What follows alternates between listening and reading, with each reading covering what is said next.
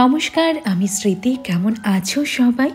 আশা করি খুব ভালো আছো, আর তোমাদের ভালোবাসায় আমিও ভীষণ ভালো আছি। একটি নতুন ব্লগে তোমাদের সবাইকে অনেক স্বাগত। জলখাবার বানানো দিয়ে ভিডিওটি শুরু করছি। তার আগে সকালে ঘুম থেকে ওঠার পর যাবতীয় বাসি কাজকর্ম সব তো সেরেছি, আর রান্নাবান্নাও সেরে নিয়েছি। আজ ছেলের স্কুল বন্ধ, তাই ওর জন্যই এই ব্রেকফাস্টটা বানাচ্ছি। আমরা সকালে ব্রেকফাস্ট করে নিয়েছি, তো ওর টিউশন ছিল, আসতে একটু দেরি হয়েছে। এসে এখন ব্রেকফাস্ট করবে, তো তার জন্যই এই ডিম টোস্ট বানাচ্ছি। একটা বাটির মধ্যে ডিমকে ভেঙে তার মধ্যে পেঁয়াজ কুচি, কাঁচা লঙ্কা কুচি, তারপর একটু নুন, গোলমরিচের গুঁড়ো দিয়ে খুব ভালো করে ফেটিয়ে নিয়ে তার মধ্যে পাউরুটির টুকরোগুলোকে ডুবিয়ে ডুবিয়ে হালকা একটু তেলের মধ্যে ভেজে যে ডিম টোস্টটা তৈরি হয়, সেইভাবে ডিম টোস্ট বানিয়ে খেতে আমার ভীষণ ভালো লাগে। আর আমার ছেলে আবার এইভাবে পছন্দ করে, মানে পাউরুটির পিসগুলো প্রথমে বাটারে একটু কড়া করে সেঁকে নিয়ে একটু মচমচে ভাব চলে আসবে, তারপর পেঁয়াজ, কাঁচা লঙ্কা কুচি এসব ছাড়া শুধু নুন আর গোলমরিচের গুঁড়ো দিয়ে ডিমটা ভালো করে ফেটিয়ে নিয়ে এই পাউরুটির টুকরোর উপরেই ডিমটা আস্তে আস্তে ছড়িয়ে দিয়ে এইভাবে ফোল্ড করে যে ডিম টোস্টটা হয় সেটা খেতে দেখি আমার ছেলে আবার বেশি ভালোবাসে। তো যার যেভাবে পছন্দটা তো সবার ব্যক্তিগত ব্যাপার, তাই না? লো টু মিডিয়াম ফ্লেমে প্যানের উপর এই টোস্ট যদি একটু চেপে চেপে এইভাবে সেঁকা হয়, তাহলে না বেশ সুন্দর ক্রিস্পি তৈরি হয়, খেতে বেশ ভালো লাগে। তবে ওই যে যার যেটা পছন্দ, আমার ওই ডিম টোস্টটাই বেশি পছন্দ। তৈরি হয়ে গেছে, এবার শুধু মাঝখান থেকে কেটে নিয়ে ছেলেকে দিয়ে দেব। আরেকটু ভালোভাবে তৈরি করা যেত, দেখতে আরেকটু সুন্দর হতে পারতো, কিন্তু এখন ভীষণ তাড়াহুড়োর মধ্যে রয়েছে, প্রচুর কাজ জমে রয়েছে, তাই খাবারটা তৈরি করা নিয়েই কথা ছিল, সৌন্দর্যের দিকে আজ আর তাকায়নি। বাবু আয় আয়।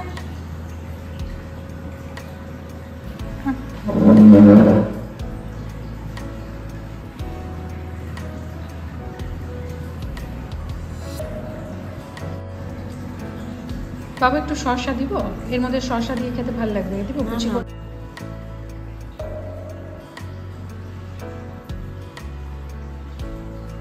রান্নাবান্না সবই কমপ্লিট। এখন বাসন কোসনও মাজা হয়ে গেছে, রান্নাঘরও পরিষ্কার করে নিয়েছিলাম। তো ছেলেকে এই যে ডিম টোস্টটা বানিয়ে দিলাম। এবার রান্নাঘরের অবস্থা আবার একটু চিটাপটা পরেই বলো, আর আমার একটু খুঁতখুঁতে স্বভাব আছে রান্নাঘর নিয়ে।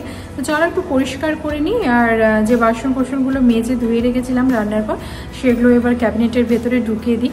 ব্যাস, তাহলেই রান্নাঘরের কাজ আপাতত কমপ্লিট। তারপরে বাকি আরও যা যা রয়েছে এবার এক এক করে কাজগুলো সারতে হবে।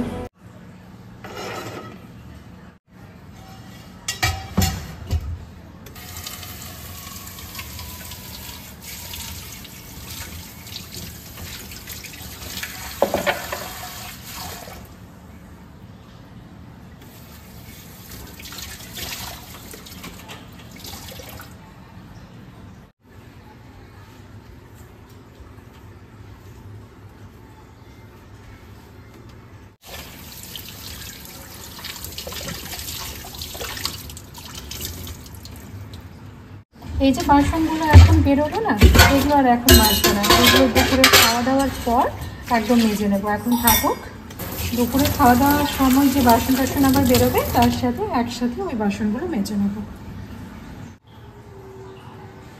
আর এই যে দেখো, গ্যাস তো সব রান্নার পর পরিষ্কার করেই নিয়েছিলাম, কিন্তু এই যে যেহেতু ডিম টোস্ট করলাম, এই দেখো পাউরুটির গুঁড়োতে আবার ভরে গেল, মানে একটুই, কিন্তু এটা আমাকে এখন পরিষ্কার করতেই হবে। যতক্ষণ পরিষ্কার না হবে আমি শান্তি পাবো না, তাই এগুলো এখন পরিষ্কার করে নিচ্ছি।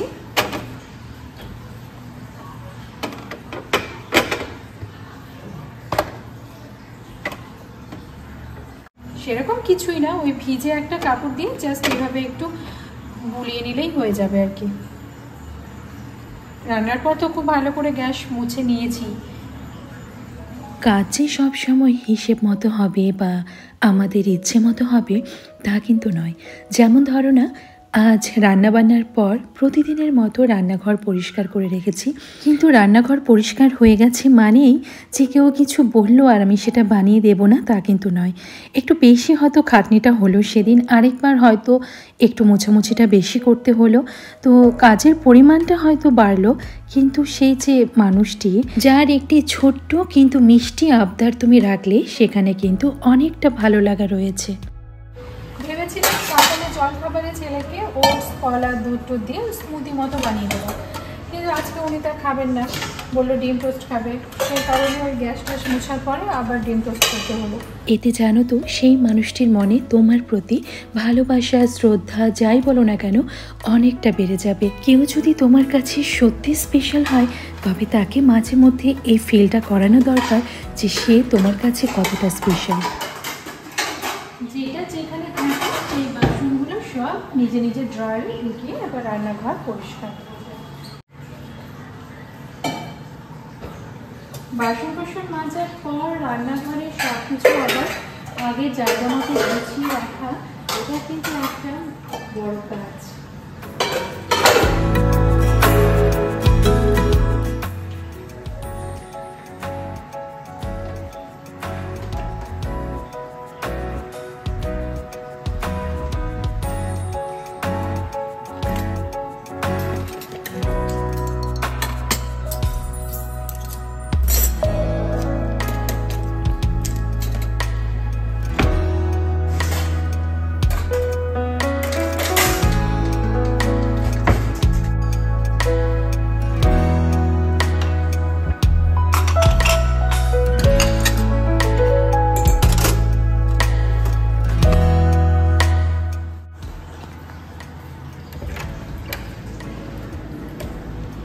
এই যে জামা কাপড় খেয়েছে না, এখানে আমি জল ঝরাতে রেখে দিয়েছি, জলটা ঝরেও গেছে।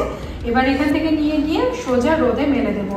ছাদে যাবো না, বারান্দাতে প্রচন্ড রোদ, বাইরে খুব রোদ উঠেছে আজকে, সেই বারান্দাতে মেলে দেবো, তাহলেই শুকিয়ে যাবে।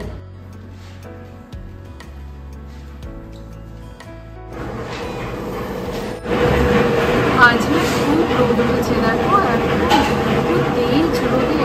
আর এখানে আমার গলার আওয়াজ কিচ্ছু তোমরা শুনতে পাবে না, তার কারণ হচ্ছে আমাদের বাড়ির যে পাশে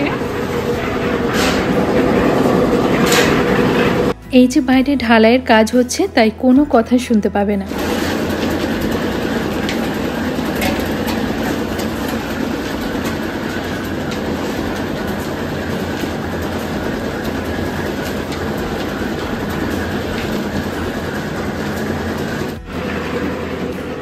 চলো এবার ভেজা জামা কাপড়গুলো বারান্দায় মেলে দিই। বারান্দাতে একটা স্ট্যান্ড রয়েছে, যেদিন খুব ভালো রোদ উঠে না সেদিন আর ছাদে যাওয়ার প্রয়োজন পড়ে না, এখানেই জামা কাপড় একদম শুকিয়ে যায়। গরমের সময় তো ছাদে যাওয়ার প্রয়োজন পড়েই না, এই বারান্দাতেই জামা কাপড় শুকিয়ে যায়। তবে শীতের সময় ওই ভারী পোশাক টোশাক তো পরা হয় না, তো সেগুলো কাচাকাচি করলে না একদিনে শুকোতে চায় না, তখন আবার ছাদে গিয়েই মেলতে হয়। আর শীতকালে যেহেতু রোদের তাপটা খুবই কম থাকে, তাই ছাদেও দেখবে সোয়েটার কেচে মেললে একদিনে শুকোয় না, ওই 2 দিন 1.5 দিন লাগে। আর এই যে সময়টা রোদের সাথে প্রচণ্ড বাইরে হাওয়া, আর সেই পরিমাণ হাওয়ার সাথে উঠছে ধুলো, তো বাড়ি ঘর সবসময় ধুলোতে কিচকিচ করছে। যতটা সম্ভব জানলা দরজা লাগিয়ে রাখছি, তবুও কোন ফাঁক ফোকর দিয়ে যে ধুলো ঘরে ঢুকে যাচ্ছে। ঝাড়া মোছার পরেও বিকেল হতে হতে মনে হচ্ছে ঘরের মেঝে একটু কিচকিচ করছে, কিংবা ফার্নিচারগুলোর উপর মনে হচ্ছে একটু ধুলো পড়ে গেছে। এখন তো কিছুদিন এরকমই চলবে, তারপরে আবার পড়বে প্যাচপ্যাচে গরম। তো চলো, যখন যেরকম সেরকমভাবেই নিজেকে মানিয়ে নিতে হবে। সকালে ঘুম থেকে উঠিয়ে বাসি ঘর ঝেড়ে নেওয়া আমার রোজকার অভ্যেস, কিন্তু ঘরটা মোছা হয় না। সব কাজকর্মের পর সবাই যখন যে যার কাজে বেরিয়ে যায়, তারপর বাকি কাজকর্ম সেরে আমি এই ঘর মোছার কাজটাও সেরে নিই। সকালবেলা অত তাড়াহুড়ার মধ্যে ঝাড়া মোছা সব সম্ভব হয়ে ওঠে না, তাই পরের দিকে ধীরে সুস্থে এই কাজগুলো আমি করে নিই। আর শুধু যে একটার পর একটা কাজ করেই যাব তা কিন্তু নয়, কাজের ফাঁকে অবশ্যই প্রয়োজন একটু রেস্ট। সেটা 5 মিনিটের জন্য হতে পারে। কাজের মধ্যে কিন্তু আমরা ভীষণ ক্লান্ত হয়ে পড়ি, তাই মাঝে মধ্যে ওই 5-6 মিনিটের একটা ব্রেক, আর সেই সময় 1 গ্লাস করে জল খাও, তাহলে দেখবে শরীরটাও ভালো থাকবে আর তোমার কাজে এনার্জিও থাকবে। আর তাছাড়া ব্রেকফাস্ট করা তো অনেকক্ষণ হয়ে গেছে, এখন 12:30 মতো বাজে, তো চাইলে এই সময় একটা ফলও খাওয়া যেতে পারে, অথবা এখন তো গরম পড়ে যাচ্ছে তো 1 গ্লাস লস্যিও খেতে পারো। প্রতিদিন একটু টক দই ঘরেই পেতে নাও, তার মধ্যে জল দিয়ে ভালো করে ঘুটে সেটা খেয়ে নাও। যদি মনে হয় একটু বিট নুন লাগবে সেটাও নিতে পারো, চিনি ছাড়া খেতে পারলে তো খুবই ভালো হয়। বাবু, থ্যাংক ইউ, ওয়েলকাম। দেখো, আমরা হাউসওয়াইফরা সারাদিন শুধু সংসারের কাজই করে যাই, নিজের দিকে তাকানোর একদমই সময় রাখি না বা প্রয়োজনও মনে করি না, সেটা কিন্তু একদম ঠিক নয়। দেখো, আমরা এখন যে কাজটা করছি, আমাদের এনার্জি লেভেল যেখানে রয়েছে, এখন থেকে ঠিক 2 ঘন্টা পর যে কাজটা আমরা করব, আমাদের এনার্জি কিন্তু এই লেভেলের থাকবে না। এর কারণটা হলো আমরা অনবরত কাজ করে যাই, না বিশ্রাম নিই। 5 মিনিটের একটা রেস্ট কিন্তু শরীরকে অনেকটা এনার্জেটিক করে তোলে। আর কাজের ক্ষেত্রে আমরা সব থেকে বড় ভুল যা করি তা হলো একেবারে সব কাজ নিয়ে বসে যাই, তার ফলে আমরা ভীষণ বিরক্ত হয়ে যাই, কাজ করতে করতেই বিরক্ত হয়ে যাই। আসলে সেটা করা একদমই ঠিক নয়। আমরা এটা না করে আগের দিন রাত্রে যদি একটা লিস্ট বানিয়ে রাখি যে পরের দিন কী কী কাজ করব, কতটুকু কাজ করব, তাহলে দেখবে সেই কাজে এনার্জিও থাকবে আর আমরা খুব সহজে ক্লান্ত হয়ে পড়বো না। কারণ আমি জানি যে আমার এই কটা কাজ আছে আর এই সময়ের মধ্যে সেটা শেষ করতে হবে, তাহলে তোমার কাজ পড়েও থাকবে না, দিনের পর দিন কাজ জমাও হবে না, প্রতিদিনের কাজ প্রতিদিন তো হবেই। আর সব থেকে বড় কথা, অতিরিক্ত কাজের চাপে তুমি ক্লান্ত হয়ে পড়বে না, তুমি সব সময় ফ্রেশ থাকবে, চনমনে থাকবে। আমি আমার অভিজ্ঞতার কথাই তোমাদের বলতে পারি, যবে থেকে আমি এই কাজের তালিকা তৈরি করতে শিখেছি, আগের দিন রাত্রে আমি ডিসাইড করে রাখি যে পরের দিন আমি কী কী কাজ করব, এতে আমি ভীষণভাবে উপকৃত হয়েছি। আগের আমির সাথে এখনের আমির অনেক পার্থক্য রয়েছে। আর এই যে পার্থক্য, এটা সবসময় মুখে বা ভাষায় প্রকাশ করার মতো কিন্তু নয়, তাই তোমরা ব্যাপারটা চেষ্টা করে দেখতে পারো, পরিবর্তনটা খুব ভালোই বুঝতে পারবে। আর এই কাজের তালিকা বা টু ডু লিস্ট বিষয়ে আমার একটা ডিটেলস ভিডিও রয়েছে, তোমরা যদি না দেখে থাকো এই ভিডিও ডেসক্রিপশন বক্সে আমি তার লিঙ্কটা শেয়ার করব, তোমরা চাইলে দেখে নিতে পারো। একটা ছোট্ট ভিডিও হয়তো তোমাদের উপকারে আসতে পারে। কাজের ব্যাপারে আমি না একটু খুঁতখুঁতে, চট করে অন্য কারো কাজ আমার পছন্দ হয় না, আর সেই কারণেই আমি কোনো হাউস হেল্পার রাখিনি। যখন প্রয়োজন পড়বে তখন তো রাখতেই হবে, এখন যখন আমি পারছি তখন কেন করব না। এদিকে বিছানার চাদরটাও চেঞ্জ করা হয়ে গেছে, আর বেড কভারটা মানে যেটা চেঞ্জ করেছি সেটা আজকে আর কাচবো না, এটা কালকে কাচবো, আজকে এটা রেখে দিচ্ছি। আর এখন এত কিছু যে কাজকর্ম করলাম, এ তো হলো ঘরের কাজকর্ম, এবার তো নিজেকেও একটু প্যাম্পার করা দরকার, তাই না? ঘর, স্বামী, সন্তান, সংসার যতটা গুরুত্বপূর্ণ, নিজের দিকে যত্ন নেওয়াটাও ততটা গুরুত্বপূর্ণ। অন্য কারোর জন্য নয়, শুধু নিজের জন্যই নিজেকে সুন্দর রাখাটা ভীষণ প্রয়োজন। এখানে সুন্দর কথাটা বলা ভুল হবে, বলতে হবে নিজের যত্ন নেওয়াটা প্রয়োজন। আজ ভিডিওটা এখানেই শেষ করি। সবাই খুব ভালো থেকো, সুস্থ থেকো, আর পরবর্তী ভিডিওটি দেখার জন্য যারা নতুন, চ্যানেলটি সাবস্ক্রাইব করে নিও। আজ আসি।